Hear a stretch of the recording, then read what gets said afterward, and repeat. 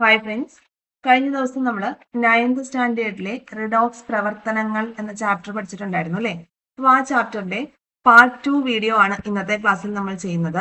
രാസ സമവാക്യങ്ങൾ എഴുതുന്ന രീതി വരെയുള്ള കാര്യങ്ങളാണ് നമ്മൾ ഡിസ്കസ് ചെയ്തിട്ടുണ്ടായിരുന്നത്. അപ്പൊ ഇന്ന് പാർട്ട് 2 വീഡിയോയിൽ നമ്മൾ ഡിസ്കസ് ചെയ്യാനായിട്ട് പോകുന്നത് ഓക്സീകരണവും നിരോക്സീകരണവുമാണ്. Oxidation and reduction. അപ്പോ മൂലകങ്ങളുടെ ആറ്റങ്ങൾ സംയോജിച്ച് സംയുക്ത തന്മാത്രകൾ രൂപീകരിക്കപ്പെടുന്ന കാര്യങ്ങളൊക്കെ നമ്മൾ ഓൾറെഡി പഠിച്ചിട്ടുള്ളതാണ്. അപ്പോ നമുക്ക് മനസ്സിലായിട്ടുണ്ട് ആ കാര്യങ്ങളിൽ നിന്നൊക്കെ ഇലക്ട്രോണുകൾ വിട്ടുകൊടുക്കുകയോ സ്വീകരിക്കുകയോ പങ്കുവയ്ക്കുകയോ ഒക്കെ ചെയ്തിട്ടാണ് ആറ്റങ്ങൾ രാസബന്ധനത്തിൽ ഏർപ്പെടുന്നത്. ആറ്റം എന്ന് പറയുമ്പോൾ ന്യൂട്രൽ ആണ് എന്ന് നമ്മൾ പഠിച്ചിട്ടുണ്ട് അല്ലെ? അപ്പൊ ആ ആറ്റങ്ങൾ എന്താണ് രാസബന്ധനത്തിൽ പങ്കെടുക്കണമെന്നുണ്ടെങ്കിൽ, അവ ആക്റ്റീവ് ആവണമെന്നുണ്ടെങ്കിൽ ഒന്നുകിൽ അവയിലേക്ക് ഇലക്ട്രോണുകൾ അവ വിട്ടുകൊടുക്കണം, അല്ലെങ്കിൽ ഇലക്ട്രോണുകൾ അങ്ങോട്ട് സ്വീകരിക്കണം, അതല്ലെങ്കിൽ തമ്മിൽ ഷെയർ ചെയ്യണം. ആ രീതിയിൽ മാത്രമേ അവയ്ക്ക് രാസബന്ധനത്തിൽ പങ്കെടുക്കാനായിട്ട് സാധിക്കുകയുള്ളൂ. അതൊക്കെ ഓൾറെഡി പഠിച്ച കാര്യമാണ്. ഇനി ഇവിടെ നോക്കൂ, സോഡിയം, ക്ലോറിൻ എന്നിവ രാസബന്ധനത്തിൽ ഏർപ്പെട്ട് സോഡിയം ക്ലോറൈഡ് ഉണ്ടാകുന്നു എന്ന് നമുക്കറിയാം. സോഡിയവും ക്ലോറിനും രാസബന്ധനത്തിൽ ഏർപ്പെട്ട് സോഡിയം ക്ലോറൈഡ് ഉണ്ടാവുന്നുണ്ട്. അപ്പൊ ഈ ഒരു പ്രവർത്തനത്തില് സോഡിയവും ക്ലോറിനും തമ്മിൽ റിയാക്ട് ചെയ്ത് സോഡിയം ക്ലോറൈഡ് ഫോം ചെയ്യുന്ന പ്രവർത്തനത്തിൽ ഇലക്ട്രോൺ വിട്ടുകൊടുത്ത് പോസിറ്റീവ് ചാർജുള്ള അയോണായി മാറുന്ന ആറ്റം ഏതാണ്? സോഡിയം നോക്കിയേ, സോഡിയം Na. എന്ത് ചെയ്യും? Na ഒരു ഇലക്ട്രോണിനെ വിട്ടുകൊടുത്തിട്ട് സോഡിയം അയോൺ ആയിട്ട് മാറും. കണ്ടോ? ഇനി Cl ആണെങ്കിലോ, ക്ലോറിൻ ആണെങ്കിൽ എന്താ ചെയ്യുക? ക്ലോറിൻ ഈ ഒരു ഇലക്ട്രോണിനെ സ്വീകരിക്കുകയാണ് ചെയ്യുന്നത്. എന്നിട്ട് ക്ലോറിൻ അയോൺ ആയിട്ട് മാറും. അപ്പൊ ഇവിടെ എന്ത് ചെയ്തു? സോഡിയം ഒരു ഇലക്ട്രോണിനെ വിട്ടുകൊടുത്ത് സോഡിയം അയോൺ ആയിട്ട് മാറി. അതുപോലെ ക്ലോറിൻ ഒരു ഇലക്ട്രോണിനെ സ്വീകരിച്ച് Cl- അയോൺ ആയിട്ടും മാറി. ഓക്കെ, അപ്പൊ നോക്കിയേ, രാസപ്രവർത്തനത്തിന്റെ സമവാക്യം സോഡിയം ഒരു ഇലക്ട്രോണിനെ വിട്ടുകൊടുത്തു അല്ലെ, എന്നിട്ട് Na+ അയോൺ ആയിട്ട് മാറി. വെറുതെ ഇരുന്ന സോഡിയം ആണ്. അപ്പൊ ഈ സോഡിയത്തിന് ആ സമയത്ത് എന്തില്ല? ചാർജ് ഇല്ല. നോക്കിയേ, സോഡിയം Na+ ആയപ്പോഴാണ് എന്ത് ചെയ്തത്? അതിന്റെ ചാർജ് കൂടുകയാണ് ചെയ്തത്. ചാർജ് എന്ത് ചെയ്തു? കൂടി. അപ്പൊ നോക്കിയാൽ വെറുതെ സോഡിയം ഇരുന്നപ്പോൾ അതിന്റെ ചാർജ് എന്ന് പറയുന്നത് 0 ആണ്. Na+ അയോൺ ആയി മാറിയപ്പോൾ അതിന്റെ ചാർജ് എന്ത് ചെയ്തു? ചാർജ് അവിടെ കൂടുകയാണ് ചെയ്തത്. മനസ്സിലാക്കുക. ഇനി അടുത്തത് ക്ലോറിൻ. ക്ലോറിൻ ഒരു ഇലക്ട്രോണിനെ സ്വീകരിച്ചാണ് ക്ലോറിൻ അയോൺ ആയിട്ട് മാറിയത്. അപ്പൊ അവിടെ എന്ത് സംഭവിച്ചു? അതിന്റെ ചാർജ് കുറയുകയാണ് ചെയ്തത്. മനസ്സിലായോ? ആ രീതിയിൽ ഓർത്തു വയ്ക്കാം. ഇനി രാസപ്രവർത്തനത്തിൽ ഇലക്ട്രോൺ നഷ്ടപ്പെടുന്ന പ്രവർത്തനത്തിനെയാണ് എന്ത് പറയുന്നത്? ഓക്സീകരണം എന്ന് പറയുന്നത്. രാസപ്രവർത്തനത്തിൽ ഇലക്ട്രോൺ നഷ്ടപ്പെടുന്നത് അല്ലെങ്കിൽ ഇലക്ട്രോൺ വിട്ടുകൊടുക്കുന്നത്, ആ ഒരു പ്രവർത്തനത്തെയാണ് ഓക്സീകരണം എന്ന് പറയുന്നത്. ഇപ്പൊ ഇവിടെ നോക്കിയേ, രണ്ട് കാര്യങ്ങൾ നമ്മൾ പറഞ്ഞു. സോഡിയത്തിന്റെ കാര്യവും പറഞ്ഞു, ക്ലോറിന്റെ കാര്യവും പറഞ്ഞു. ഇവിടെ ഇലക്ട്രോണിനെ നഷ്ടപ്പെടുത്തുന്നത് ആരാണ്? സോഡിയം ആണ്. അതുകൊണ്ട് തന്നെ ഇവിടെ ഓക്സിഡേഷൻ നടക്കുന്നത് ആർക്കാണ്? സോഡിയത്തിനാണ്. മനസ്സിലായല്ലോ? ക്ലോറിൻ എന്താ ചെയ്തത്? ഒരു ഇലക്ട്രോണിനെ സ്വീകരിക്കുകയാണ് ചെയ്തത്. നഷ്ടപ്പെടുത്തുന്നത് ആർക്കാണോ അല്ലെങ്കിൽ വിട്ടുകൊടുക്കുന്നത് ആരാണോ അവരാണ് ഓക്സിഡേഷന് വിധേയമാവുന്നത്. അപ്പൊ ഇത്രയും കാര്യങ്ങൾ ക്ലിയർ ആണല്ലോ. രാസപ്രവർത്തനത്തിൽ ഇലക്ട്രോൺ നഷ്ടപ്പെടുന്ന പ്രവർത്തനമാണ് ഓക്സീകരണം. ഈ ഒരു എക്സാമ്പിളില് സോഡിയം ആണ് എന്ത് ചെയ്തത്? ഓക്സീകരണത്തിന് വിധേയമായത്. എന്നിട്ട് Na+ അയോൺ ആയിട്ട് മാറി. ഇനി ഇലക്ട്രോണിനെ സ്വീകരിച്ച് നെഗറ്റീവ് ചാർജുള്ള അയോൺ ആയി മാറുന്ന ആറ്റം ഏതാണ്? ക്ലോറിൻ ആണ്. ആ പ്രവർത്തനത്തിന്റെ രാസസമവാക്യം ഇങ്ങനെയാണ്. ക്ലോറിന് ഒരു ഇലക്ട്രോൺ സ്വീകരിച്ച് ക്ലോറിൻ അയോൺ ആയിട്ട് മാറി എന്ന് വെച്ചാൽ ക്ലോറിൻ എന്ത് ചെയ്തു? ഒരു ഇലക്ട്രോണിനെ നേടുകയാണ് ചെയ്തത് അല്ലെ? എന്നിട്ട് ക്ലോറിൻ അയോൺ ആയിട്ട് മാറി. അപ്പൊ ഇവിടെ നിരോക്സീകരണത്തിന് വിധേയമായത് ആരാണ്? ക്ലോറിൻ ആണ്. മനസ്സിലാവുന്നുണ്ടോ? ഇത്രയും കാര്യങ്ങൾ ഓക്കെ ആണല്ലോ. അപ്പൊ നിങ്ങൾ ഇവിടെ മനസ്സിലാക്കേണ്ട കാര്യം, ഒരു ആറ്റം എന്ന് പറയുമ്പോൾ രാസപ്രവർത്തനത്തിൽ പങ്കെടുക്കാതിരിക്കുമ്പോൾ അത് നിർവീര്യമായിട്ടിരിക്കുകയാണ്. ആറ്റം ഈസ് ഇലക്ട്രിക്കലി ന്യൂട്രൽ എന്ന് നമ്മൾ പഠിച്ചിട്ടുണ്ട്. അത് ഒരു ഇലക്ട്രോണിനെ വിട്ടുകൊടുത്ത് പോസിറ്റീവ് അയോൺ ആയിട്ട് മാറുകയാണെങ്കിൽ അതിന്റെ ചാർജ് അവിടെ ഇൻക്രീസ് ചെയ്യുകയാണ് എന്നുള്ളത് ഓർത്തു വെക്കുക. അതുപോലെ ഒരു ഇലക്ട്രോണിനെ സ്വീകരിച്ച് നെഗറ്റീവ് അയോൺ ആയിട്ട് മാറുകയാണെങ്കിൽ അതിന്റെ ചാർജ് അവിടെ ഡിക്രീസ് ചെയ്യുകയാണ് എന്നുള്ള കാര്യവും ഓർക്കുക. ക്ലിയർ ആയല്ലോ? അപ്പോ രാസപ്രവർത്തനത്തിൽ ഒരു ഇലക്ട്രോണിനെ നഷ്ടപ്പെടുത്തുന്ന പ്രവർത്തനത്തിനെയാണ് ഓക്സീകരണം എന്ന് പറയുന്നത്. ഇലക്ട്രോണിനെ നഷ്ടപ്പെടുത്തുന്ന പ്രവർത്തനമാണ് ഓക്സീകരണം. ഇനി അപ്പൊ ഓക്സീകരണത്തിന് വിധേയമാവുന്ന ആ ഒരു അയോണിന് അല്ലെങ്കിൽ അതിനെന്താ ചാർജ് കൂടുകയാണ് ചെയ്യുക. നിരോക്സീകരണത്തിന് വിധേയമാവുന്നവയ്ക്ക് ചാർജ് കുറയുകയുമാണ് ചെയ്യുക. ഇതൊരു ബേസിക് പോയിന്റ് ആണ്. ഒന്ന് പഠിച്ചു വെച്ചേക്കുക. പല സ്ഥലങ്ങളിൽ നമുക്ക് യൂസ്ഫുൾ ആയിരിക്കും. ഓക്കെ, ഇനി അടുത്തത് ഇനി നോക്കൂ, ഇവിടെ പോസിറ്റീവ് ചാർജ് ഉള്ളത് ഏതായിരുന്നു? സോഡിയം ആണ് അല്ലേ. അതുപോലെ നെഗറ്റീവ് ചാർജ് ഉള്ള അയോൺ ക്ലോറിനും ആണ്. അങ്ങനെ Na+ഉം Cl- കൂടി തമ്മിൽ സംയോജിച്ചിട്ടാണ് എന്ത് ചെയ്തത്? സോഡിയം ക്ലോറൈഡ് ഫോം ചെയ്തത്. NaCl അല്ലെങ്കിൽ സോഡിയം ക്ലോറൈഡ് ഫോം ചെയ്തു. ക്ലിയർ ആയല്ലോ? ഇനി നോക്കിയേ, മറ്റു കുറച്ച് എക്സാമ്പിൾസ് കൂടി തന്നിട്ടുണ്ട്, നമുക്കൊന്ന് നോക്കാം. അപ്പോ നോക്കിയേ, ഇവിടെ ചില ആറ്റങ്ങൾ എന്ത് ചെയ്തിട്ടുണ്ട്? 2 ഇലക്ട്രോണിനെ വിട്ടുകൊടുത്തിട്ടുണ്ട്, ചിലത് 3 എണ്ണത്തിന് വിട്ടുകൊടുത്തിട്ടുണ്ട്, ചിലത് 1 വിട്ടുകൊടുത്തിട്ടുള്ളൂ. അപ്പൊ ഇത് എങ്ങനെയാ 1 ആണോ 2 ആണോ 3 ആണോ വിട്ടുകൊടുക്കുന്നതെന്ന് എങ്ങനെയാ അറിയുന്നത്? അപ്പൊ നോക്കാം. നമുക്ക് ആദ്യം പൊട്ടാസ്യം നോക്കാം. പൊട്ടാസ്യം എന്ന് പറയുമ്പോൾ K അല്ലെ, അതിന്റെ ആറ്റോമിക നമ്പർ 19 ആണ്. കെയുടെ ആറ്റോമിക് നമ്പർ, പൊട്ടാസ്യത്തിന്റെ ആറ്റോമിക നമ്പർ 19 ആണ്. അപ്പൊ അതിനെ നമുക്ക് ഇലക്ട്രോണിക് കോൺഫിഗറേഷൻ ഈ രീതിയിലല്ലേ എഴുതുന്നത്? 2, 8, 8, 1 എന്ന രീതിയിലാണല്ലോ എഴുതുക. അപ്പൊ ഔട്ടർ മോസ്റ്റ് ഷെല്ലിൽ ഒരു ഇലക്ട്രോൺ അല്ലേ. ഈ ഇലക്ട്രോണിനെ വിട്ടുകൊടുക്കുമ്പോൾ നമ്മുടെ ഈ പൊട്ടാസ്യത്തിന് സ്റ്റെബിലിറ്റി അറ്റൈൻ ചെയ്യാനായിട്ട് പറ്റും അല്ലെ. ഓക്കെ, അപ്പൊ അതുകൊണ്ട് 1 ആയിരിക്കും അതിന്റെ ഒരു ഇലക്ട്രോണിനെ ആയിരിക്കും അത് വിട്ടുകൊടുക്കുന്നത്. അതിന്റെ വാലൻസി അനുസരിച്ചാണ് ഇവിടെ എഴുതുന്നത്. ഇനി അടുത്തത് കാൽസ്യത്തിന്റെ ആറ്റോമിക നമ്പർ എത്രയാണ്? 20 ആണ്. അപ്പൊ എങ്ങനെ എഴുതും? 2, 8, 8, 2. ഔട്ടർ മോസ്റ്റ് ഷെല്ലിൽ 2 ഇലക്ട്രോണിനെ അങ്ങ് വിട്ടുകൊടുത്താലാണ് നമ്മുടെ കാൽസ്യം ഒക്ടറ്റ് കോൺഫിഗറേഷൻ അറ്റൈൻ ചെയ്യാനായിട്ട് പറ്റുള്ളൂ. അപ്പൊ 2 ആണ് അതിന്റെ ഇലക്ട്രോൺ വിട്ടുകൊടുക്കുന്ന ഇലക്ട്രോണുകളുടെ എണ്ണം. ആ വാലൻസിയാണ്. മനസ്സിലാവുന്നുണ്ടോ? ഓക്കെ ആണോ? അപ്പൊ ആ രീതിയിലാണ് നമ്മളത് കാൽക്കുലേറ്റ് ചെയ്യുന്നത്. മനസ്സിലായെന്ന് വിശ്വസിക്കുന്നു. എല്ലാം നമ്മൾ എഴുതുന്നില്ല. അപ്പൊ ഓക്കെ ആണല്ലോ. ഇനി അടുത്ത ഭാഗം മെഗ്നീഷ്യം ആവുമ്പം അതിന്റെ ഇതുപോലെ ഇലക്ട്രോണിക് കോൺഫിഗറേഷൻ എഴുതി നോക്കുക. അപ്പൊ 2 ഇലക്ട്രോണിനെ വിട്ടുകൊടുക്കുകയാണ് ചെയ്യുന്നത്. ഓക്കെ, ഇനി സിങ്ക് ആണെങ്കിലും അങ്ങനെ തന്നെ, അലുമിനിയം ആണെങ്കിലും ആ രീതിയിൽ തന്നെയാണ്. സോഡിയം, പൊട്ടാസ്യം മുതലായവ ലോഹങ്ങളാണ്. ഈ ലോഹങ്ങൾക്ക് പൊതുവെ ഓക്സീകരണമാണ് സംഭവിക്കുന്നത്. അതൊരു ഇമ്പോർട്ടന്റ് പോയിന്റ് ആണ്. ലോഹങ്ങൾക്ക് പൊതുവെ എന്ത് സംഭവിക്കുന്നു? ഓക്സീകരണമാണ് സംഭവിക്കുന്നത്. ഇമ്പോർട്ടന്റ് ആയിട്ടുള്ള ഒരു പോയിന്റ് ആണ് കേട്ടോ. സ്റ്റേറ്റ്മെന്റ് ആയിട്ടൊക്കെ നമ്മളോട് ചോദിക്കാം. ഇനി അടുത്തത്, ഇനി കുറച്ച് നിരോക്സീകരണ സമവാക്യങ്ങളാണ് തന്നിരിക്കുന്നത്. അപ്പോൾ ഓക്സീകരണ സമവാക്യങ്ങളും നിരോക്സീകരണ സമവാക്യങ്ങളും തമ്മിലുള്ള ഒരു പ്രത്യേകത അല്ലെങ്കിൽ ഒരു ഡിഫറൻസ് എന്താണെന്നുള്ളത് നോക്കിയേ. ഇപ്പൊ കാൽസ്യത്തിന് നമ്മൾ എഴുതി എങ്ങനെ? Ca2++2 ഇലക്ട്രോൺ എന്നുള്ള രീതിയിൽ അല്ലെ. റൈറ്റ് സൈഡിലാണ് ആ വിട്ടുകൊടുക്കുന്നവയെ റൈറ്റ് സൈഡിലോട്ടാണ് എഴുതിയിരിക്കുന്നത് അല്ലെ. ഈ ഭാഗത്ത് റൈറ്റ് സൈഡിലല്ലേ എഴുതിയിരിക്കുന്നത്. ഇനി നിരോക്സീകരണ സമവാക്യത്തിന്റെ കേസിൽ ലെഫ്റ്റ് സൈഡിലാണ് ഇവർ സ്വീകരിക്കുന്നത് എഴുതിയിരിക്കുന്നത്. അപ്പൊ ആ രീതി നമുക്കൊന്ന് മനസ്സിലാക്കാനായിട്ട് പറ്റും. ഉണ്ടോ?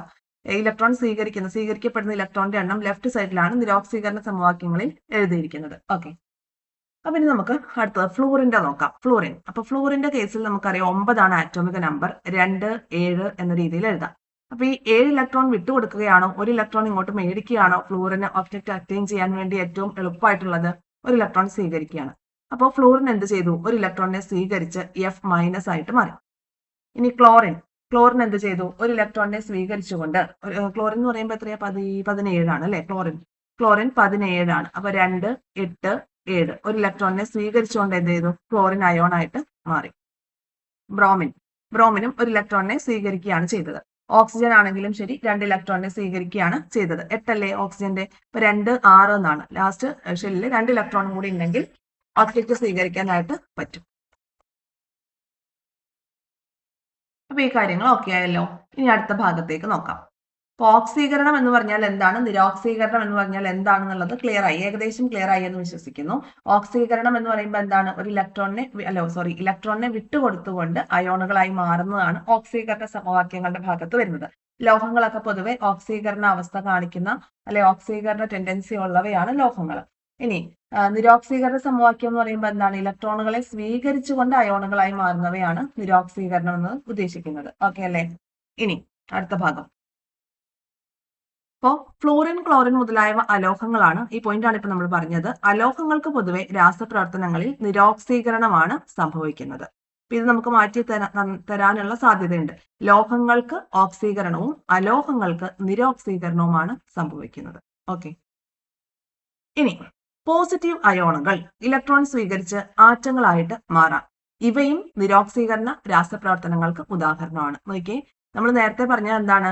ഒരു ഇലക്ട്രോണിനെ, ഇപ്പം സോഡിയം പറഞ്ഞു, സോഡിയത്തിന്റെ കേസിൽ ഒരു ഇലക്ട്രോണിനെ വിട്ടുകൊടുത്തുകൊണ്ട് പോസിറ്റീവ് അയോൺ ആയി മാറുന്ന ഒരു എക്സാമ്പിൾ ആണ് നമ്മൾ പറഞ്ഞത് ഓക്സീകരണത്തിന്. ഇത് മറ്റൊരു പോയിന്റ് ആണ് പറയുന്നത്. പോസിറ്റീവ് അയോണുകള് എന്ത് ചെയ്യാം? ഇലക്ട്രോണുകൾ സ്വീകരിച്ച് ആറ്റങ്ങളായി മാറുന്ന പ്രവർത്തനങ്ങളുണ്ട്. ഇവയും നിരോക്സീകരണ പ്രവർത്തനങ്ങൾക്ക് ഉദാഹരണമായിട്ട് നമുക്ക് പറയാനായിട്ട് പറ്റും.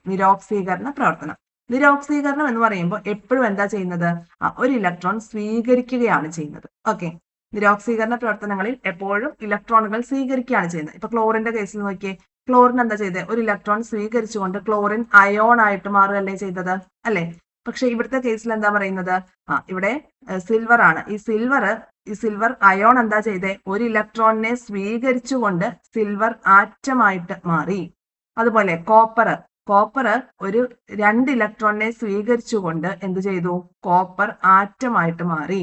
ഇതും എന്തിന് എക്സാമ്പിൾ ആയിട്ട് പറയാം? നിരോക്സീകരണ രാസപ്രവർത്തനങ്ങൾക്ക് ഉദാഹരണമായിട്ട് നമുക്ക് പറയാനായിട്ട് പറ്റും. അപ്പൊ നിരോക്സീകരണ രാസപ്രവർത്തനം എന്ന് പറയുമ്പോൾ അലോഹങ്ങൾക്ക് പൊതുവെ നിരോക്സീകരണമാണ് സംഭവിക്കുന്നത്.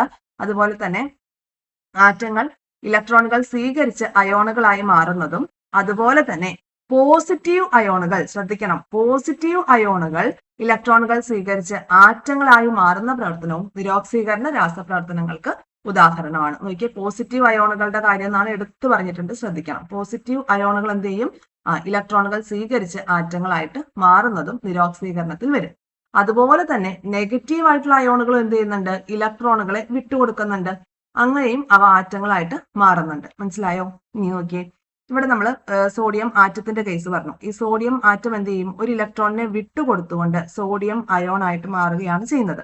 ഇനി നോക്കൂ, ഇവിടെ എന്താ പറഞ്ഞത്? നെഗറ്റീവ് ആയിട്ടുള്ള അയോണുകൾ, അയഡിന്റെ ഒരു അയോൺ എന്ത് ചെയ്തു?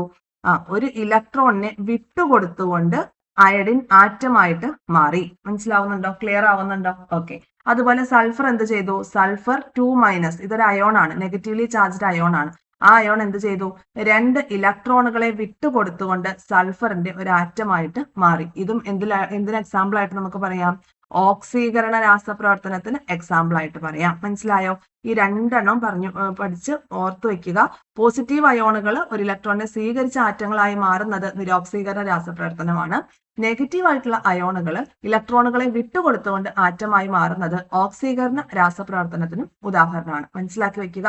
ഈ ഭാഗത്ത് നിന്ന് സ്റ്റേറ്റ്മെന്റ് ടൈപ്പ് ക്വസ്റ്റ്യൻസ് വരാനുള്ള സാധ്യതയുണ്ട്. നമുക്കത് ശരിക്കും പഠിച്ചില്ലെങ്കിൽ കൺഫ്യൂഷൻ ആവുകയും ചെയ്യും. ഓക്കെ, അപ്പോൾ ഈ കാര്യങ്ങൾ മനസ്സിലാക്കുക. ഇനി അടുത്തത്, പിന്നെ മുകളിൽ ഞാൻ ഇവിടെ ഒരു എക്സാമ്പിൾ കൊടുത്തത്, ഇത് ഞാനൊന്ന് റബ്ബ് ചെയ്തേക്കാം, അല്ലെങ്കിൽ നിങ്ങൾക്ക് ഈ ഒരു ഭാഗം വായിക്കുമ്പോൾ ചിലപ്പോൾ കൺഫ്യൂഷൻ വരാനുള്ള ഒരു സാധ്യതയുണ്ട്. ഓക്കെ, നോക്കാം കേട്ടോ. അതായത് ഈ ഒരു എക്സാമ്പിൾ ഞാനൊന്ന് റബ്ബ് ചെയ്തേക്കാം കേട്ടോ. അത് താഴെയാണ് നമുക്ക് വരുന്നത്. ഓക്കെ, അപ്പൊ അടുത്ത ഭാഗം നോക്കാം. ഇനി വേണ്ടത് എന്താണ്? ഓക്സീകാരിയും നിരോക്സീകാരിയുമാണ് നമ്മൾ പഠിക്കാനായിട്ട് പോകുന്നത്. ഓക്സീകാരിയും നിരോക്സീകാരിയും. ഓക്കെ, ഓക്സിഡൈസിങ് ഏജന്റും റെഡ്യൂസിങ് ഏജന്റും, ഓക്സീകാരിയും നിരോക്സീകാരിയും, ഈ ഒരു പോയിന്റ് ആണ് പഠിക്കുന്നത് കേട്ടോ. നോക്കാം. അപ്പൊ നോക്കാം, എന്താണ് ഓക്സീകാരി, എന്താണ് നിരോക്സീകാരി. അപ്പൊ ആദ്യം നമുക്കൊരു എക്സാമ്പിൾ ആണ് തന്നിരിക്കുന്നത്. ഓക്സീകാരിക്കും നിരോക്സീകാരിയും പഠിക്കാൻ വേണ്ടിയിട്ട് നോക്കാം. സോഡിയം ക്ലോറൈഡ് രൂപീകരിക്കപ്പെടുന്ന രാസപ്രവർത്തനത്തിന്റെ സമവാക്യമാണ് നമുക്ക് തന്നിരിക്കുന്നത്. നോക്കിയേ, സോഡിയവും ക്ലോറിനും ചേർന്ന് NaCl ഉണ്ടാവുന്നു. ആദ്യം ഇത് ഈ പ്രവർത്തനം നടക്കുന്നത് എങ്ങനെയാ? സോഡിയം, വെറുതെ ഇരിക്കുന്ന സോഡിയം എന്ത് ചെയ്യും? ഒരു ഇലക്ട്രോണിനെ വിട്ടുകൊടുത്ത് Na+ അയോണും ഒരു ഇലക്ട്രോണും ആയിട്ട് മാറും. ആറ്റമായിട്ട് ഇരുന്നാൽ റിയാക്ഷൻ ഒന്നും നടക്കില്ല. കാരണം എന്താണ്? അവിടെ ചാർജ് 0 ആണ്. പോസിറ്റീവ് അയോൺ ആയിട്ട് മാറുമ്പോൾ ഈ ഒരു അയോണിന്റെ ചാർജ് കൂടി, അല്ലെ? ഇനി ക്ലോറിൻ എന്ത് ചെയ്തു? ഈ ഒരു ഇലക്ട്രോണിനെ ഇങ്ങോട്ട് സ്വീകരിച്ച് ക്ലോറിൻ അയോൺ ആയിട്ട് മാറി. അപ്പൊ രണ്ടും അയോണുകൾ വന്നപ്പോഴാണ് ഇവിടെ റിയാക്ഷൻ നടന്നത്. അങ്ങനെയാണ് ഈ സോഡിയം Na+ഉം അതുപോലെ തന്നെ Cl- ചേർന്നിട്ട് NaCl ഇവിടെ ഫോം ചെയ്തത്. NaCl. ഓക്കെ, ഇനി നോക്കൂ, ഇവിടെ ഏത് ആറ്റമാണ് ഓക്സീകരിക്കപ്പെട്ടത്? ഓക്സീകരിക്കപ്പെടുക എന്ന് പറഞ്ഞാൽ രാസപ്രവർത്തനത്തിൽ ഇലക്ട്രോൺ നഷ്ടപ്പെടുന്ന പ്രവർത്തനം അല്ലെങ്കിൽ വിട്ടുകൊടുക്കുന്ന പ്രവർത്തനമാണ്. അപ്പൊ ഏതാണ്? ഇലക്ട്രോൺ നഷ്ടപ്പെടുന്ന സോഡിയം ആറ്റമാണ് ഇവിടെ ഓക്സീകരണത്തിന് വിധേയമായത്. ഓക്സീകരിക്കപ്പെട്ടത് ഏതാണ്? സോഡിയം ആണ്. ഇനി ഓക്സീകരണത്തിന് സഹായിച്ച ആറ്റം ഏതാണ്? അതെങ്ങനെയാ ഓക്സീകരണത്തിന് സഹായിക്കുന്നത്? ഇവിടെ ഈ സോഡിയം ഇങ്ങനെ വെറുതെ ഇരുന്നാൽ പറ്റില്ല. അപ്പൊ ഇത് ഒരു ഇലക്ട്രോണിനെ വിട്ടുകൊടുത്തു. ഈ ഒരു ഇലക്ട്രോണിനെ സ്വീകരിച്ചത് ആരാ? ക്ലോറിൻ ആണ്. അപ്പൊ ഒരു ഇലക്ട്രോണിനെ സ്വീകരിച്ചുകൊണ്ടാണ് ക്ലോറിൻ എന്ത് ചെയ്തത്? ഈ ഒരു ഓക്സീകരണ പ്രോസസ്സിന് വേണ്ടി ഇവിടെ ഹെൽപ്പ് ചെയ്തത്. മനസ്സിലായോ? ഓക്സീകരണത്തിന് സഹായിച്ച ആറ്റം അപ്പൊ ഏതാണ്? ക്ലോറിൻ ആണ്. ഇലക്ട്രോണിനെ സ്വീകരിച്ച ക്ലോറിൻ ആറ്റം എന്ത് ചെയ്തു? ഓക്സീകരണത്തിന് സഹായിച്ചു, അല്ലെ? അപ്പോൾ സോഡിയം ഓക്സീകരിക്കപ്പെട്ടു, അതായത് ഒരു ഇലക്ട്രോണിനെ റിലീസ് ചെയ്തു, ഇലക്ട്രോണിനെ വിട്ടുകൊടുത്തു. അങ്ങനെ ഓക്സീകരണത്തിന് വിധേയമായി. അപ്പോൾ ഈ ഓക്സീകരണത്തിന് ഹെൽപ്പ് ചെയ്തത് ക്ലോറിൻ ആണ്. ഇലക്ട്രോണിനെ സ്വീകരിച്ചുകൊണ്ട് ക്ലോറിൻ ആറ്റം എന്ത് ചെയ്തു? ഓക്സീകരണത്തിന് സഹായിച്ചു. അങ്ങനെ ഓക്സീകരണത്തിന് സഹായിക്കുന്നതാണ് ആര്? ഓക്സീകാരി എന്ന് പറയുന്നത്. ഇവിടെ നടന്ന പ്രവർത്തനം എന്താണ്? ഓക്സീകരണമാണ്.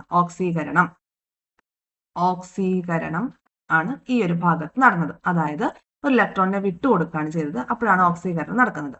ഇനി ഈ ഓക്സീകരണം നടക്കാൻ വേണ്ടി ഹെൽപ്പ് ചെയ്തത് എന്താണ്? ക്ലോറിൻ ആണ്. അങ്ങനെ വരുമ്പോൾ ഈ ഒരു ഓക്സീകരണ പ്രവർത്തനത്തിലെ ഓക്സീകാരി എന്ന് പറഞ്ഞത് ആരാണ്? ക്ലോറിൻ ആണ്. മനസ്സിലായോ? ഇലക്ട്രോണിനെ സ്വീകരിച്ച ക്ലോറിൻ ആറ്റം ഓക്സീകരണത്തിന് സഹായിച്ചു. ഓക്സീകരണത്തിന് സഹായിക്കുന്നവൻ ആരോ അവനെയാണ് എന്ത് പറയുന്നത്? ഓക്സീകാരി എന്ന് പറയുന്നത്. അപ്പൊ ഈ ഓക്സീകരണത്തിന് സഹായിച്ചത് ആരാണ്? ക്ലോറിൻ ആണ്. അപ്പൊ ക്ലോറിനെയാണ് എന്ത് പറയുന്നത്? ഓക്സീകാരി എന്ന് പറയുന്നത്. ഓക്സീകാരി. ഇത്രയൊക്കെയാണ്. ഇനി അടുത്തത്, ഇവിടെ ഒരു ഇലക്ട്രോണിനെ സ്വീകരിച്ചത് ആരാണ്? ക്ലോറിൻ ആണ്. അപ്പോ രാസപ്രവർത്തനത്തിൽ ഇലക്ട്രോൺ നേടുന്നത് ആരോ അല്ലെങ്കിൽ ആ ഒരു പ്രവർത്തനം അതിനെയാണ് എന്ത് പറയുന്നത്? നിരോക്സീകരണം എന്ന് പറയുന്നത്. നിരോക്സീകരണം എന്ന് പറയും അല്ലെ. ഇലക്ട്രോൺ നേടുന്ന പ്രവർത്തനമാണ് നിരോക്സീകരണം. അപ്പൊ ഈ നിരോക്സീകരണത്തിന് ഹെൽപ്പ് ചെയ്തത് ആരാണ്? സോഡിയം അല്ലെ. സോഡിയം കൊടുത്ത ഒരു ഇലക്ട്രോണിനല്ലേ സ്വീകരിച്ചത്. അപ്പൊ ഈ നിരോക്സീകരണത്തിന് ഹെൽപ്പ് ചെയ്തത് ആരാ? സോഡിയം ആണ്. അപ്പൊ നമുക്കിവിടെ സോഡിയത്തിന് എന്ത് പറയാം? നിരോക്സീകാരി എന്ന് പറയാം. നിരോക്സീകാരി. മനസ്സിലായോ ഇത്രയും പറഞ്ഞ കാര്യം? ഓക്കെ, ഇനി അത് താഴെ വരുന്നുണ്ട്. അപ്പൊ ഓക്സീകരണത്തിന് സഹായിക്കുന്നതാണ് ഓക്സീകാരി. അപ്പൊ നമുക്ക് മനസ്സിലായി ഇവിടെ ഓക്സീകരണം സംഭവിച്ചത് സോഡിയത്തിനാണെങ്കിലും ഈ ഓക്സീകാരിയായി പ്രവർത്തിച്ചത് ആരാണ്? ക്ലോറിൻ ആണ്. ഓക്സീകരണത്തിന് ഹെൽപ്പ് ചെയ്തതാണ് ക്ലോറിൻ. അങ്ങനെയാണ് ക്ലോറിൻ എന്തായത്? ഓക്സീകാരിയായിട്ട് മാറിയത്. ഇനി ഈ രാസപ്രവർത്തനത്തിൽ ഓക്സീകാരി എന്താ ചെയ്തത്? നിരോക്സീകരിക്കപ്പെടുകയാണ് ചെയ്തത്. എന്താണ് നിരോക്സീകരണം എന്ന് പറഞ്ഞാൽ? അത് ഇലക്ട്രോൺ നേടുന്ന പ്രവർത്തനമാണ് നിരോക്സീകരണം എന്ന് പറയുന്നത്. ഓക്സീകാരിയായി പ്രവർത്തിച്ച ക്ലോറിൻ എന്തിനും കൂടി വിധേയമായി? നിരോക്സീകരണത്തിന് വിധേയമാവുകയും ചെയ്തു. ഓക്കെ, ഇനി നിരോക്സീകരണത്തിന് സഹായിച്ച ആറ്റം ഏതാണ്? നിരോക്സീകരണത്തിന് ഹെൽപ്പ് ചെയ്തത് ആരാ? നമ്മൾ പറഞ്ഞു സോഡിയം ആണ്. നിരോക്സീകരണത്തിന് ഹെൽപ്പ് ചെയ്തത് ആരാണ്? സോഡിയം ആണ്. ഒരു ഇലക്ട്രോണിനെ വിട്ടുകൊടുത്തുകൊണ്ടാണ് എന്ത് ചെയ്തത്? നിരോക്സീകരണത്തിന് സോഡിയം ഹെൽപ്പ് ചെയ്തത്. അപ്പൊ ഇവിടുത്തെ നിരോക്സീകാരി ആരാണ്? സോഡിയം ആണ്. മനസ്സിലായല്ലോ? അപ്പൊ നിരോക്സീകരണത്തിന് സഹായിക്കുന്നതാണ് നിരോക്സീകാരി. രാസപ്രവർത്തനത്തിൽ നിരോക്സീകാരി എന്താ ചെയ്തത്? ഓക്സീകരിക്കപ്പെടുകയാണ് ചെയ്തത്. ഇലക്ട്രോണിനെ വിട്ടുകൊടുക്കുകയല്ല ചെയ്തത്. സോഡിയം ഓക്സീകരണത്തിന് വിധേയമാവുകയാണ് ചെയ്തത്. ഓക്കെ, ഇനി ഇവിടെ തന്നിട്ടുള്ള കാര്യങ്ങൾ ഒന്നുകൂടി നമുക്ക് ഒരു ഫ്ലോ ചാർട്ട് പോലെ തന്നിരിക്കുകയാണ്. അപ്പോ Na എന്ത് ചെയ്തു? അല്ലെങ്കിൽ സോഡിയം എന്ത് ചെയ്തു? ഓക്സീകരിക്കപ്പെട്ടു. അതായത് Na പ്ലസ് അയോണും അതുപോലെ ഒരു ഇലക്ട്രോണുമായിട്ട് മാറി. അപ്പോ ഇവിടെ ഓക്സീകരണം സംഭവിച്ചു. ഓക്കെ, ഇനി ഈ ക്ലോറിൻ എന്ത് ചെയ്തു? ക്ലോറിൻ ഈ ഒരു ഇലക്ട്രോണിനെ ഇങ്ങോട്ട് സ്വീകരിച്ചിട്ട് ക്ലോറിൻ അയോൺ ആയിട്ട് മാറി. ഇവിടെ നിരോക്സീകരണം സംഭവിച്ചു. ഓക്കെ, അപ്പൊ ഈ ക്ലോറിന് നിരോക്സീകരണമാണ് സംഭവിച്ചത്. അതുപോലെ സോഡിയത്തിന് ഓക്സീകരണമാണ് സംഭവിച്ചത്. ഈ സോഡിയത്തിന്റെ ഓക്സീകരണത്തിന് ഹെൽപ്പ് ചെയ്തത് ക്ലോറിൻ ആണ്. അപ്പോൾ ഓക്സീകാരിയായി ഇവിടെ ആര് പ്രവർത്തിച്ചു? ക്ലോറിൻ പ്രവർത്തിച്ചു. സോഡിയം ഓക്സീകരിക്കപ്പെട്ടപ്പോൾ ഓക്സീകാരിയായി പ്രവർത്തിച്ചത് ക്ലോറിൻ ആണ്. അതുപോലെ ക്ലോറിൻ നിരോക്സീകരണത്തിന് വിധേയമായപ്പോൾ നിരോക്സീകാരിയായി പ്രവർത്തിച്ചത് ആരാണ്? സോഡിയവുമാണ്. മനസ്സിലായല്ലോ? അത്രേ ഉള്ളൂ കാര്യം. ഇനി അതേപോലെ തന്നെ മഗ്നീഷ്യം ഓക്സൈഡ് ഫോം ചെയ്ത കേസും ഇവിടെ തന്നിട്ടുണ്ട്. അപ്പൊ നിങ്ങൾ അതൊന്ന് നോക്കാം. ചുവടെ കൊടുത്തിട്ടുള്ള രാസസമവാക്യങ്ങൾ വിലയിരുത്തി പട്ടിക പൂർത്തിയാക്കാനാണ് പറഞ്ഞിരിക്കുന്നത്. കുറച്ച് ഈസി ആയിട്ടുള്ള കാര്യമാണ്. നമുക്കൊന്ന് നോക്കാം. പട്ടിക ഒന്ന് പൂർത്തിയാക്കാം. അപ്പോൾ മഗ്നീഷ്യം അതുപോലെ ഫ്ലൂറിനും ചേർന്നിട്ട് മഗ്നീഷ്യം ഫ്ലോറൈഡ് ആണ് ഫോം ചെയ്യുന്നത്. അപ്പൊ അതിന്റെ നിരോക്സീകരണ സമവാക്യം എഴുതാനാണ് നമ്മളോട് പറഞ്ഞിരിക്കുന്നത്. ഓക്കെ, അപ്പൊ നിരോക്സീകരണ സമവാക്യം എന്ന് പറയുമ്പോൾ ഓക്സീകരണ സമവാക്യം നമുക്ക് ഓൾറെഡി തന്നിട്ടുണ്ട്. നിരോക്സീകരണ സമവാക്യമാണ് നമ്മൾ എഴുതേണ്ടത്. അപ്പൊ മഗ്നീഷ്യം എന്ത് ചെയ്തു? 2 ഇലക്ട്രോണിനെ റിലീസ് ചെയ്തു. എന്നിട്ട് എന്ത് ചെയ്തു? ഓക്സീകരണത്തിന് വിധേയമായി. ഓക്സീകരണ സമവാക്യം തന്നിട്ടുണ്ട്. ഇനി ഫ്ലൂറിൻ അല്ലേ ഇവിടെ ഉള്ളത്? ഫ്ലൂറിൻ നമുക്കറിയാം എന്താ? F2 ആണ് കേട്ടോ. F2 ആണ്. അപ്പൊ നമ്മൾ ഒരു ഫ്ലോറിന്റെ ആണ് ഇവിടെ എഴുതുന്നത്. അപ്പൊ ഒരു ഫ്ലോറിന് ഒരു ഇലക്ട്രോണിനെ സ്വീകരിച്ചു, മറ്റൊരു ഫ്ലോറിൻ മറ്റൊരു ഇലക്ട്രോണിനെ കൂടെ സ്വീകരിക്കും. അപ്പൊ ഈ 2 ഇലക്ട്രോണും ബാലൻസ് ആവില്ലേ? ഓക്കെ, F2 ആണല്ലോ ഇവിടെ തന്നിരിക്കുന്നത്. അതുകൊണ്ട് അപ്പോൾ ഒരു ഫ്ലോറിൻ എന്ന് പറയുമ്പോൾ 9 അല്ലേ അതിന്റെ ആറ്റോമിക നമ്പർ? 2, 7 എന്നാണ് ഇലക്ട്രോണിക് കോൺഫിഗറേഷൻ. ഒരു ഇലക്ട്രോണിനെ കൂടി ഇങ്ങോട്ട് കിട്ടുകയാണെങ്കിൽ ഇതെന്താവും? ഒക്ടറ്റ് കംപ്ലീറ്റ് ചെയ്യും. അപ്പൊ ആ ഒരു ഇലക്ട്രോണിനെ സ്വീകരിച്ചുകൊണ്ട് എന്തായിട്ട് മാറും? ഫ്ലോറിൻ അയോൺ ആയിട്ട് മാറും. ഓക്കെ, അപ്പൊ ഇവിടെ ഓക്സീകരണ സമവാക്യം എന്ന് പറയുമ്പോൾ മഗ്നീഷ്യം 2 ഇലക്ട്രോണിനെ റിലീസ് ചെയ്തിട്ട് Mg2+ അയോൺ ആയിട്ട് മാറി. അപ്പൊ ഓക്സീകരണ സമവാക്യം ഇതിന് ഹെൽപ്പ് ചെയ്ത ഓക്സീകാരി ആരാണ്? ഈ 2 ഇലക്ട്രോണിനെ സ്വീകരിച്ചുകൊണ്ട് ഹെൽപ്പ് ചെയ്തത് ആരാണ്? ഫ്ലോറിൻ ആണ്. അപ്പൊ നിരോക്സീകാരി ആരായിരിക്കും? നിരോക്സീകരണ സമവാക്യം ഇവിടെ നമ്മൾ എഴുതി. ഈ നിരോക്സീകരണത്തിന് സഹായിച്ചത് ആരാണ്? മഗ്നീഷ്യം ആണ്. അല്ലേ? ക്ലിയർ അല്ലേ? ഓക്കെ, അപ്പൊ നിരോക്സീകാരി മഗ്നീഷ്യം. ഇനി അടുത്തത് CaCl2. Ca + Cl2 gives CaCl2. അപ്പൊ ഇവിടെ നമുക്ക് കാൽസ്യത്തിന്റെ ആണ് എഴുതേണ്ടത് അല്ലേ? കാൽസ്യത്തിന്റെ. ഓക്കെ, അപ്പോൾ കാൽസ്യം എന്താ ചെയ്തത്?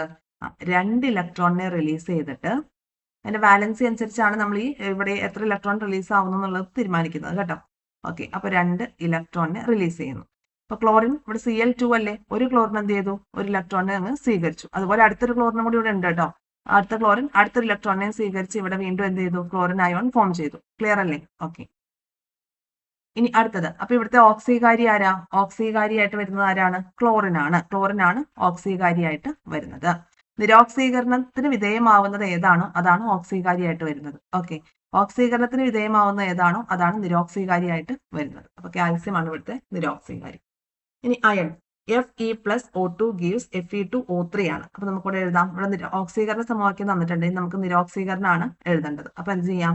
ഇവിടെ ഓക്സിജൻ അല്ലേ ചെയ്യേണ്ടത്? ഓക്സിജൻ എന്ത് ചെയ്യും? ഇലക്ട്രോണിനെ സ്വീകരിക്കും അല്ലെ? ഓക്സിജൻ ഇലക്ട്രോണിനെ സ്വീകരിക്കുകയാണ് ചെയ്യുക. സ്വീകരിച്ചിട്ട് എന്ത് ചെയ്യും? എത്ര ഇലക്ട്രോണിനെ സ്വീകരിക്കും? ഓക്സിജൻ 2 6 എന്നുള്ളതാണ് ഇതിന്റെ ഇലക്ട്രോണിക് കോൺഫിഗറേഷൻ. അപ്പൊ 2 ഇലക്ട്രോണും കൂടി ഇവിടെ വേണം അല്ലെ? അപ്പൊ 2 ഇലക്ട്രോണിനെ സ്വീകരിക്കും. 2 ഇലക്ട്രോണിനെ സ്വീകരിച്ചിട്ട് എന്തായിട്ട് മാറും? O2- ആയിട്ട് മാറും അല്ലെ? O2- ആയിട്ട് മാറും. അപ്പൊ ഇവിടെ ഓക്സികാരി O ആണ്. അതുപോലെ തന്നെ നിരോക്സികാരി ആണെങ്കിൽ ഏതാണ്? അയൺ ആണ്. ഈ രീതിയിലാണ് നമ്മളിത് എഴുതേണ്ടത്. ക്ലിയർ അല്ലേ? ഈസി അല്ലേ? ഓക്കെ, ഇനി അടുത്ത ഭാഗത്തേക്ക് വരാം.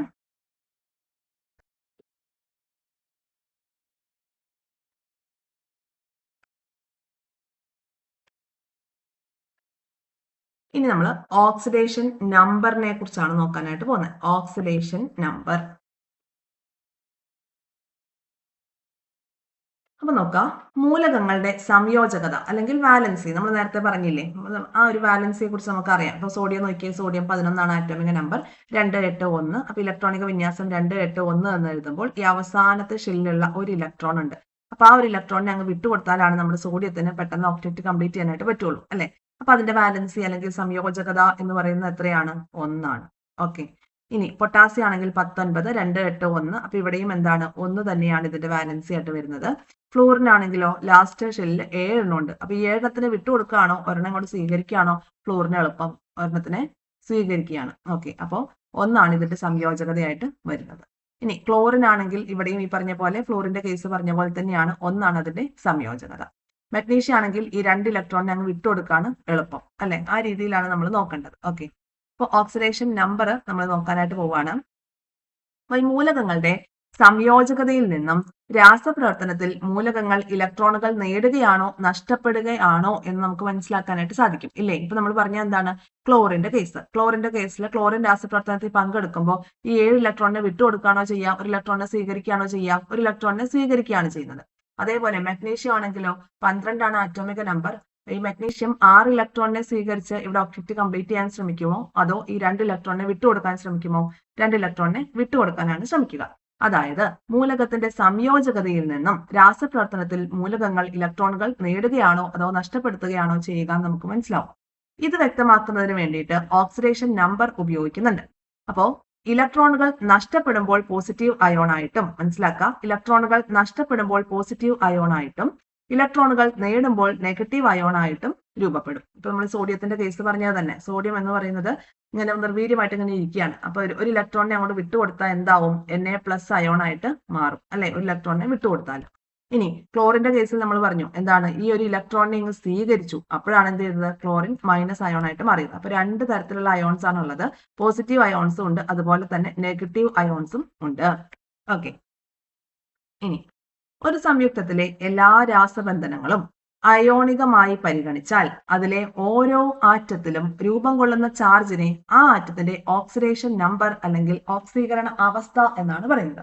അതായത് അയോണിക് കോമ്പൗണ്ടിന്റെ കേസിലാണെങ്കിൽ ഒരു സംയുക്തത്തിലെ എല്ലാ രാസബന്ധനങ്ങളും അയോണിക് ബോണ്ടുകളായിട്ടാണ് നമ്മൾ പരിഗണിക്കുന്നതെങ്കിൽ അതിലെ ഓരോ ആറ്റത്തിലും രൂപം കൊള്ളുന്ന ചാർജിനെ ആ ആറ്റത്തിന്റെ ഓക്സിഡേഷൻ നമ്പർ അല്ലെങ്കിൽ എന്താണ് അതിന്റെ ഓക്സീകരണ അവസ്ഥ എന്ന രീതിയിലാണ് നമ്മൾ അതിനെ കൺസിഡർ ചെയ്യുന്നത്. ഓക്സീകരണ അവസ്ഥ അല്ലെങ്കിൽ ഓക്സിഡേഷൻ നമ്പർ. അതെങ്ങനെയാണ്? ഒരു സംയുക്തത്തിലെ എല്ലാ രാസബന്ധനങ്ങളും അയോണികം അല്ലെങ്കിൽ അയോണിക് ബോണ്ട് ആയിട്ട് പരിഗണിക്കുകയാണെങ്കിൽ ആണ് എന്ത് ചെയ്യുന്നത്? അതിലെ ഓരോ ആറ്റത്തിലും രൂപപ്പെടുന്ന ചാർജിനെ ആറ്റത്തിന്റെ ഓക്സിഡേഷൻ നമ്പർ ആയിട്ട് പരിഗണിക്കുന്നത്. അതായത് എന്താ പറഞ്ഞു വരുന്നതെന്ന് വെച്ചാൽ ഇപ്പൊ സോഡിയം അയോണിന്റെ കേസ് Na+ അയോൺ, അതുപോലെ ക്ലോറിൻ മൈനസ് ക്ലോറിൻ മൈനസ്. ഇത് രണ്ടും ചേരുന്നതാണ് NaCl, നേരത്തെ പറഞ്ഞതുപോലെ. അപ്പൊ അയോണിക സംയുക്തങ്ങളിൽ ഇതുപോലെയുള്ള അയോണുകളുടെ ചാർജ് തന്നെയാണ് അതിന്റെ ഓക്സിഡേഷൻ നമ്പർ എന്ന് പറയുന്നത്. അപ്പൊ ഇവിടെ Na+ എന്ന് പറയുമ്പോൾ ഇവിടെ എന്താണ്, ഇതിന്റെ ചാർജ് എന്താണ്, പോസിറ്റീവ് അല്ലേ? അപ്പൊ വെറും പോസിറ്റീവ് സൈൻ ഇട്ടതിന്റെ അർത്ഥം എന്താണ്, +1 എന്നാണ്. വെറും മൈനസ് ഇട്ടതിന്റെ അർത്ഥം എന്താണ്, -1 എന്നാണ്. അപ്പൊ അതുകൊണ്ട് സോഡിയം ക്ലോറൈഡില് സോഡിയത്തിന്റെ ഓക്സിഡേഷൻ നമ്പർ എന്താണ്, +1 ആണ്, +1. അതുപോലെ ക്ലോറിൻ്റെത് എന്താണ്, -1 ആണ്. മനസ്സിലായോ? അപ്പോ അയോണിക സംയുക്തമാണ് എന്നുണ്ടെങ്കിൽ അതിൽ ഓക്സിഡേഷൻ നമ്പർ ആയിട്ട് നമ്മൾ പറയുന്നത് ഏത് തന്നെയാണ്, അയോണുകളുടെ ചാർജുകൾ തന്നെയാണ്. മനസ്സിലായോ? ഓക്കെ. ഇനി മഗ്നീഷ്യം ഓക്സൈഡ് MgO എന്നാണ് എഴുതിയിട്ടുള്ളത് അല്ലെ. ഈ മഗ്നീഷ്യം ഓക്സൈഡിന്റെ കേസിലും അങ്ങനെ തന്നെയാണ്.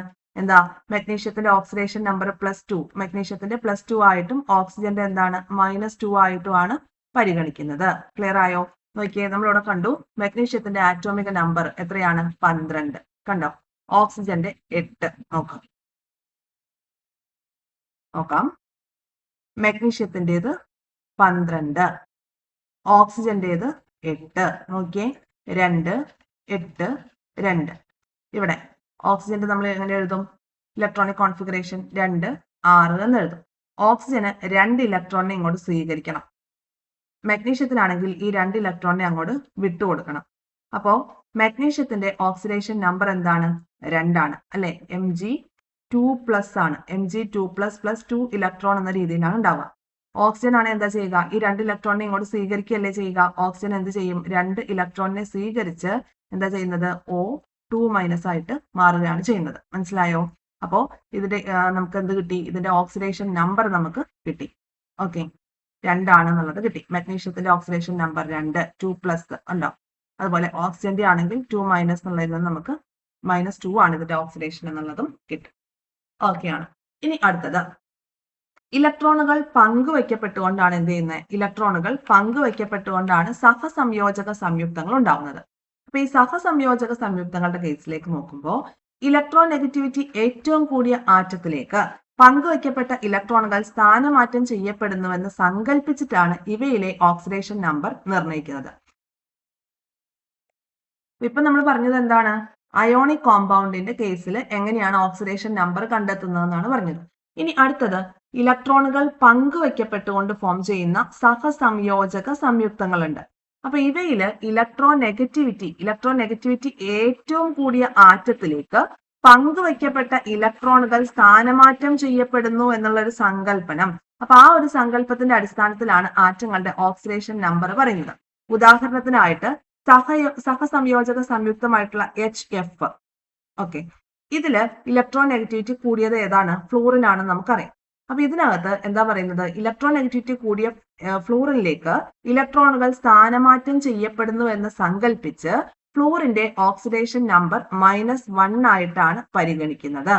ഓക്കെ, ഇലക്ട്രോൺ നഷ്ടപ്പെട്ടതായി സങ്കല്പിച്ച് ഹൈഡ്രജന്റെ ഓക്സിഡേഷൻ നമ്പർ +1 ആയിട്ടാണ് പരിഗണിക്കപ്പെടുന്നത്. മനസ്സിലാക്കി വെക്കണം ഇത്.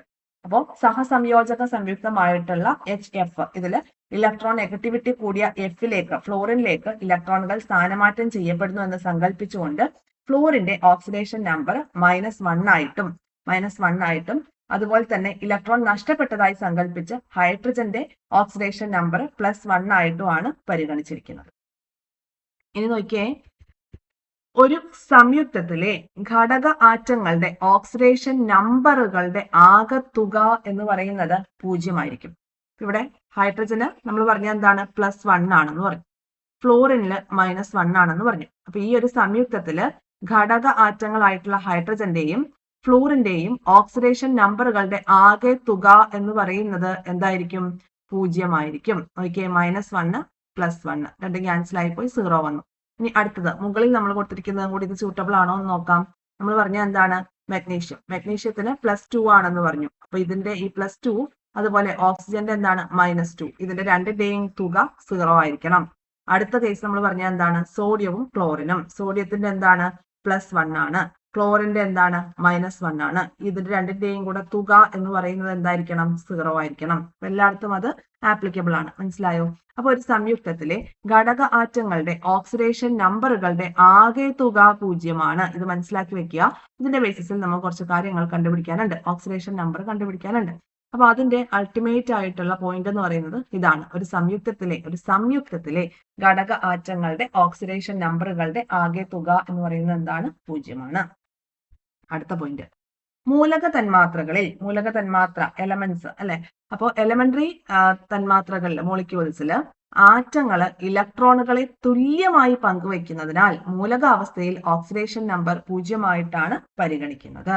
ഓക്കെ, അപ്പോൾ മൂലക തന്മാത്രകളിൽ ആറ്റങ്ങൾ ഒരു സംയുക്തത്തിലാണെങ്കിൽ 0 പരിഗണിക്കുന്നു. മൂലക തന്മാത്രകളിൽ ആറ്റങ്ങൾ ഇലക്ട്രോണുകളെ തുല്യമായി പങ്കുവെക്കുന്നതിനാൽ മൂലകാവസ്ഥയിലും ഓക്സിഡേഷൻ നമ്പർ 0 പരിഗണിക്കുന്നത്. ഇപ്പൊ H2 നമ്മൾ എഴുതി, അതിന് 0 പരിഗണിക്കുന്നത്. O2 നമ്മൾ എഴുതി, 0 ആണ്. അതുപോലെ നൈട്രജൻ എഴുതി, അതിനും എന്താണ്? ഓക്സിഡേഷൻ നമ്പർ 0 പരിഗണിക്കുന്നത്. മൂലക തന്മാത്രകളിൽ ആറ്റങ്ങൾ ഇലക്ട്രോണുകളെ തുല്യമായി പങ്കുവെക്കുന്നു എന്ന് മനസ്സിലാക്കിക്കൊണ്ട് എന്ന അർത്ഥത്തിൽ മൂലകാവസ്ഥയിൽ ഓക്സിഡേഷൻ നമ്പർ 0 പരിഗണിക്കുന്നത്. ഇനി ഓക്സിഡേഷൻ നമ്പർ കണക്കാക്കുന്ന രീതിയെ കുറിച്ചാണ് ചർച്ച ചെയ്യാനുള്ളത്. ഓക്കെ, ഓക്സിഡേഷൻ നമ്പർ കണക്കാക്കുന്ന രീതി പാർട്ട് 3 വീഡിയോ ആയിട്ട് നമുക്ക് തൊട്ടടുത്ത ക്ലാസ്സിൽ തന്നെ ചെയ്യാം. അപ്പൊ ഇവിടെ വരെയുള്ള കാര്യങ്ങളാണ് പഠിച്ചത്. ഇത് നന്നായിട്ട് മനസ്സിലാക്കി പഠിക്കുക, ബൈഹാർട്ട് ചെയ്യുക അല്ല വേണ്ടത്. അപ്പൊ പാർട്ട് 3 ഇത് മുതൽ നമ്മൾ തൊട്ടടുത്ത വീഡിയോ ആയിട്ട് ചെയ്യുന്നതാണ്. ഓക്കെ, അപ്പോൾ നമ്മുടെ ക്ലാസ്സുകളൊക്കെ നിങ്ങൾക്ക് യൂസ്ഫുൾ ആവുന്നുണ്ടെങ്കിൽ തീർച്ചയായിട്ടും ചാനൽ സബ്സ്ക്രൈബ് ചെയ്ത് സപ്പോർട്ട് ചെയ്യുക. കൂടാതെ ഷെയർ ചെയ്ത് ഫ്രണ്ട്സ് സർക്കിളിലേക്ക് കൂടി എത്തിക്കുക. പിന്നെ നമ്മളുടെ LP UP paid course May 11th onwards start ചെയ്തിട്ടുണ്ട്. റാങ്കോറ 360 ഡിഗ്രി എന്നാണ് അതിന്റെ പേര്, റാങ്കോറ 360 ഡിഗ്രി. അപ്പോൾ നല്ല രീതിയിൽ നമ്മുടെ അഡ്മിഷൻ ഒക്കെ മുന്നോട്ട് പോകുന്നുണ്ട്. ഓക്കെ, അപ്പൊ നമ്മുടെ അഡ്മിഷൻ ക്ലോസ് ചെയ്യുന്ന ഡേറ്റ് മെയ് 31 ആണ്. അപ്പോൾ ഈ ഒരു കോഴ്സിൽ പങ്കെടുത്ത് പഠിക്കുന്നവരുടെ അഭിപ്രായങ്ങളൊക്കെ സംയോജിപ്പിച്ചുകൊണ്ട് ഞാൻ വളരെ വൈകാതെ തന്നെ ഒരു വീഡിയോ നിങ്ങളിലേക്ക് എത്തിക്കാം. അപ്പോൾ മെയ് 31 അഡ്മിഷൻ ക്ലോസ് ചെയ്യുന്നതിന് മുന്നേ വളരെ അഫോർഡബിൾ ആയിട്ടുള്ള ഒരു ഫീ സ്ട്രക്ചറിലാണ് നമ്മുടെ ക്ലാസ്സുകൾ പോകുന്നത്. വെറും 777 രൂപയാണ് എക്സാം വരെ വാലിഡിറ്റി ഉള്ള നമ്മുടെ ഈ ഒരു കോഴ്സിന്റെ ഫീ എന്ന് പറയുന്നത്. ഓക്കെ, പിന്നെ നമ്മുടെ യൂട്യൂബിൽ ലൈവിന്റെ, അതായത് ലൈവായിട്ടാണ്, യൂട്യൂബിൽ പ്രൈവറ്റ് ലൈവായിട്ടാണ് നമ്മൾ ക്ലാസ്സുകൾ പ്രൊവൈഡ് ചെയ്യുന്നത്, റിവിഷൻ ക്ലാസ്സുകൾ. ആ റിവിഷൻ ക്ലാസ്സുകളുടെ റെക്കോർഡഡ് വേർഷനും പെയ്ഡ് സ്റ്റുഡൻസിന് അവൈലബിൾ ആയിരിക്കും കേട്ടോ. താല്പര്യം ഉണ്ടെങ്കിൽ നമ്മുടെ ഈ ഒരു കോഴ്സ് പർച്ചേസ് ചെയ്യാനായിട്ട് പ്രത്യേകം ശ്രദ്ധിക്കുക. Thank you all, have A nice day.